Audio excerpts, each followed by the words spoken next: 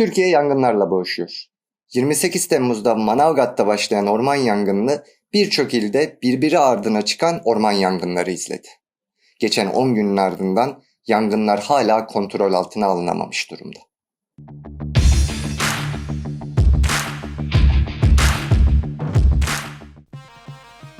Around 200 wildfires occurred in 38 provinces in the last 10 days. According to the statement made by the Ministry of Agriculture and Forestry, 12 wildfires in 5 provinces are ongoing on August 5th. At least 8 people died due to the fires, and medical treatments of many others continue due to injuries. Thousands of animals were predicted to have lost their lives during the fires. There were lots of criticisms due to potential deficiencies in the intervention of officials against the fires, the late and slow intervention of the Ministry of Agriculture and Forestry and the Turkish Aeronautical Association, and the rejection of foreign aids. Seeing the insufficiency of interventions, Turkish citizens started a call for help on social media with the hashtag #HelpTurkey, with more than 2.5 million tweets posted in a short period of time. Erdogan's communication director targeted the campaign, saying the so-called aid campaign was started to make our government look weak. As he always did, after every natural disaster, President Erdogan visited disaster region Marmaris with his huge cortege as the fires were still ongoing. After his speech, the president threw tea boxes at the citizens. Mayors and parliament members of the region affected by the fires made urgent calls for air intervention against the fires. However, they complained that necessary intervention was not made. Erdogan replied to such criticism on a TV show he attended and called the allegations "lie terrorism," accusing local municipalities. During the TV show, those criticizing the lack of success of the Turkish government in its fight against the wildfires were targeted from time to time. Expressions of politicians, local administrators, artists making observations in the region and pointing out the deficiencies in the help provided were broadcasted on the channel. It was further claimed that those criticizing the ruling power aimed at creating chaos and turmoil. In the meantime, the Radio and Television Supreme Court sent an order to news channels and threatened them over the wildfires. The council demanded that only the fires which were taken under control were to be broadcasted. In case of only the burning places were broadcasted, the council announced that the heaviest penalty will be issued against the channel. The Radio and Television Supreme Council claimed that the continuous broadcasting of ongoing wildfires is a style of broadcasting that is in the line with the views of circles expecting chaos. A Radio and Television Supreme Council member from the Republican People's Party, İlhan Taşçı, indicated that Council Chairman Ebubekir Şahin threatened broadcasting agencies in Turkey and reacted against the situation. In a statement he made on Twitter, he wrote, "Turkey has turned into a fire zone. Our lungs are burning." In the meantime, Radio and Television Supreme Council Chairman Ebubekir Şahin has threatened TV broadcasters through a special line between the council and the broadcasters. In the message Şahin sent, he's threatening the channel owners with issuing the heaviest penalty against them in case they broadcast ongoing fires. Immediately afterwards, Ankara Chief Public Prosecutor's Office started an investigation against the social media posts made with the hashtag #HelpTurkey. In a statement made by the prosecutor's office, it was claimed that a denigration of the government was attempted. The Turkish Aeronautical Association possesses planes to battle wildfires. However, the Ministry of Agriculture and Forestry does not allow the use of these planes. It was recently revealed that the Turkish Aeronautical Association has rented 16 helicopters from private companies to be able to fight against the latest wildfires from air. It was further announced that $4 million is needed to fix 6 planes that are still rotting in the hangars. Yani Erdoğan'ın sarayının 2-3 günlük harcamasıyla yıllardır hangarlarda çürütülen bu uçaklar şu an yangınlara müdahale edebilirdi. Bu arada tam da yangınların başladığı güne denk gelen bir kanunla ormanlık alanlardaki yapılaşma yetkisinin Turizm Bakanlığı'na devredildiğini de buraya not edelim. Hafızayı beşer nisyanla mahluldür. Ancak tarih unutmaz. The law was enacted with the signature of Erdogan and was published in the official Gazette, authorizing the Ministry of Culture and Tourism of all construction to be made in the forest regions, especially around the coasts. According to the law, Erdogan will directly determine which regions the law will be effective in. Thus, the forest lands will be open to tourism investors under the name of Tourism Protection and Development Regions. The law bypasses municipalities in effect and authorizes the Ministry of Culture and Tourism fully with the construction of residences inside national parks and the licensing of marine port facilities. In the meantime, the facilities to be constructed will not require an environmental impact and evaluation report. As Turkey's wildfires are ongoing, Erdogan says the areas that were burned cannot be used for other purposes according to the constitution, and they will be reforested. However, the amendments made in the law of forestry during the 20 years ruling of Justice and Development Party prove otherwise. The law of forestry was enacted in 1956 and was amended 14 times during the 46 years after it. During the ruling of Justice and Development Party, however, the law was amended 28 times. Constructions were allowed in the forest regions, burned areas were opened for touristic construction, and the president was given the authority to change the borders of forest regions with 115 different amendments made on the law through legislative proposals of statutory decrees. Türkiye orman yangınlarını ve bu yangınlar karşısında iktidarın acziyetini tartışırken Konya'da daha önce defalarca kez ırkçı saldırıların hedefi olan bir aile evlerinde katledildi. Silahlı saldırgan evi ateşe vererek kaçtı. A Kurdish family residing in Hasanköy neighborhood of Meram district in Konya was murdered with an attack against their house. The attacker shot 7 people, including 4 women, set the house on fire and ran away. The Dedevulları family lost their lives in the attack. Last month, the family had been attacked by a 60-people group with sticks, stones, and knives and had been heavily injured. The racist group had told them, "We are nationalists, we will not let you live here," and heavily injured 7 family members, including 4 women. 5 of the 7 people who were arrested after the attack had been released soon after. The Grand National Assembly of Turkey's Human Rights Committee had announced that they were going to visit Konya after the attack. The People's Democratic Party indicated that the committee chairmanship called the committee members and informed them of the cancellation of the visit due to inappropriate circumstances. An investigation was started against Adıyaman Gerger Fırat Daily News director Özgür Boğatekin due to a social media post he made on the killing of 7 family members in Konya with a racist attack. The journalist has expressed that the brutally murdered family had been victimized by the government and they hadn't been able to benefit from the opportunities of protection. Therefore, the journalist is charged with public incitement towards resentment and hostility. Boğatekin had previously been summoned to testify last year, again due to sharing a racist attack against seasonal agricultural workers in Sakarya on Facebook. The investigation against him had concluded with non-prosecution. The killing of 7 family members with a racist attack in Konya was protested in many provinces.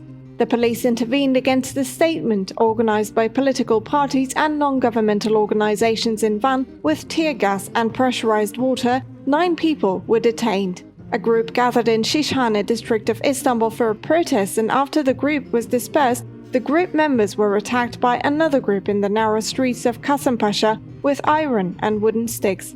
The attackers beat journalists Taylan Öztaş, Hayri Tunç, Enes Sezgin and Rojin Altay as well as they were following the protest.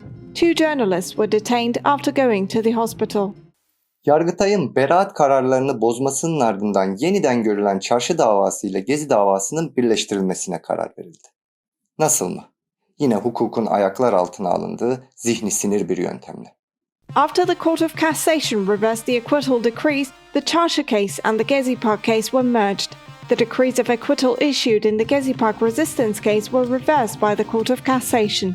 Afterwards, the Chief Judge of Istanbul 30th Assize Court, where the 17 defendant cases being heard, including arrested businessman Osman Kavala, was temporarily appointed to Istanbul 13th Assize Court, where the Çarşı case was being held, and did not so far agree on the cases being merged.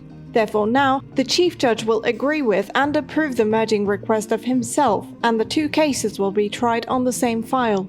After the decree on merging, arrested businessman Kavala's scheduled hearing on August 6 was cancelled as well. Gelelim haftanın diğer öne çıkan ifade özgürlüğü gelişmelerinden bizim seçtiklerimize. A lawsuit was filed against journalist Ahmet Kanbal after the Gendarmerie Deputy General Command and Lieutenant General Musa Çitil filed a criminal complaint against Kanbal due to sharing a news article about him on social media. In the indictment prepared by Aydın Chief Public Prosecutor's Office, the journalist was charged with targeting those battling terrorism and with insulting due to sharing a section of an interview made with Human Rights Association co-chair Eren Keskin that was related to Musa Çitil. The indictment was accepted by Aydın 3rd Assize Court, and Kanbal's prosecution will start in December.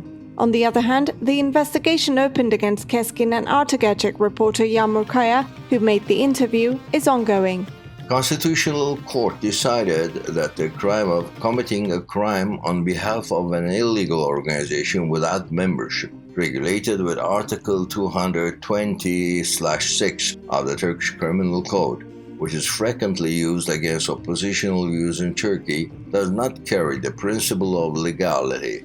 The court indicated that the law creates a strong deterrent effect against basic rights like the right of freedom of expression, the right to organization, or the freedom of faith and conscience due to the vague interpretation of the nations committing a crime on behalf of an illegal organization. Issuing a decree of violation, the Constitutional Court further issued that the decree is a pilot decree. Thus, a decree of rights violation will be issued in all applications made related to this crime. Those persecuted and penalized due to this crime will also be able to object against the decrees issued based on the Constitutional Court decree. Prosecutors' offices and courts will have to take action according to this decree. In order to revoke the rights violation decree, the Grand National Assembly of Turkey has to reissue the related criminal law. The Human Rights Foundation of Turkey launched a report with the title Criminalizing Polities, Violations Against the Right to Freedom of Organization, and evaluated the ruling power's Great Report on Human Rights. The report was prepared by scanning the daily human rights reports issued by the Human Rights Foundation of Turkey Documentation Center and by examining violations against the right to freedom of organization between the years 2015 and 2019. The report identified 5,498 incidents in which freedom of organization was violated in the last 5 years. During this 5-year period, 1,614 associations, 132 foundations, 23 confederations and 19 trade unions were shut down, almost all of which were made through statutory decrees issued within the state of emergency.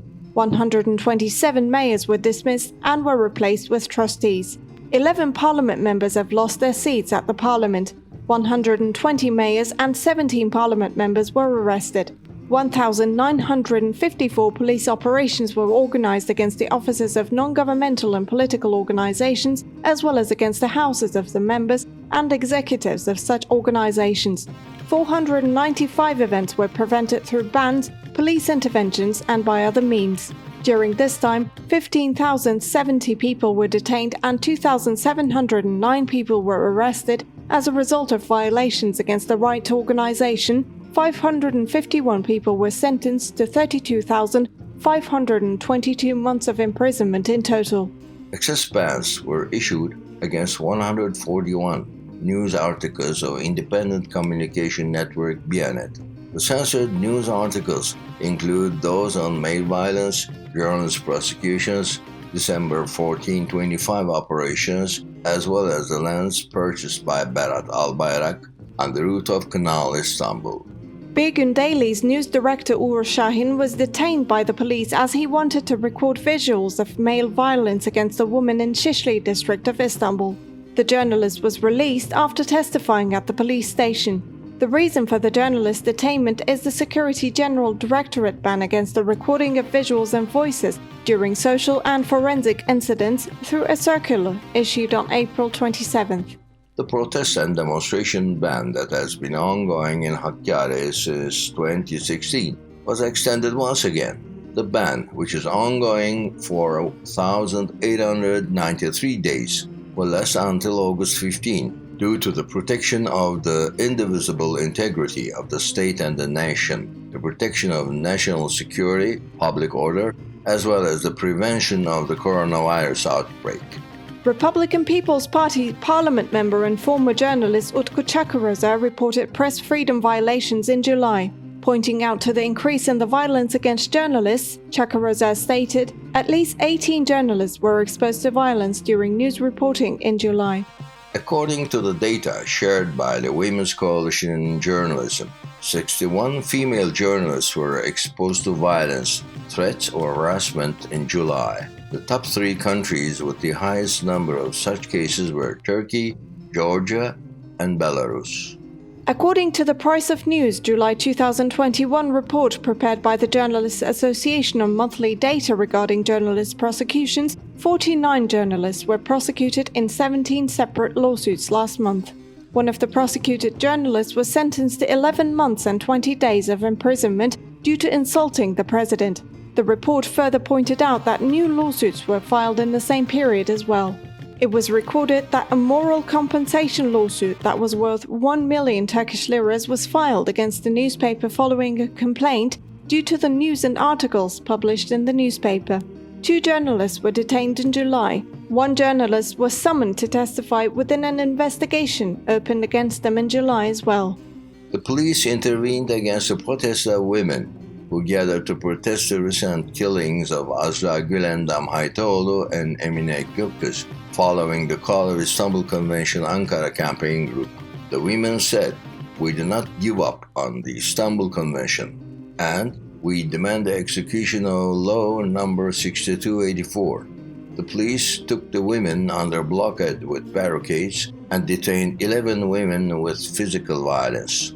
In the meantime, the Council of Europe Convention on Preventing and Combating Violence Against Women and Domestic Violence, better known as the Istanbul Convention, celebrated its 7th anniversary. Turkey withdrew from the Istanbul Convention in March with a decree signed by Erdogan, and the convention was officially repealed last month. As women continue to defend the Istanbul Convention, unfortunately, femicides continue to increase. According to the data compiled by Bianet, men killed at least 24 women in July and raped 7 women. On the other hand, 11 women's deaths were found suspicious. Büyük bir acı ve üzüntüyle takip ettiğimiz orman yangınlarının doğaya ve tüm canlılara daha fazla zarar vermeden kontrol altına alınması ümidiyle. Hoşça kalın.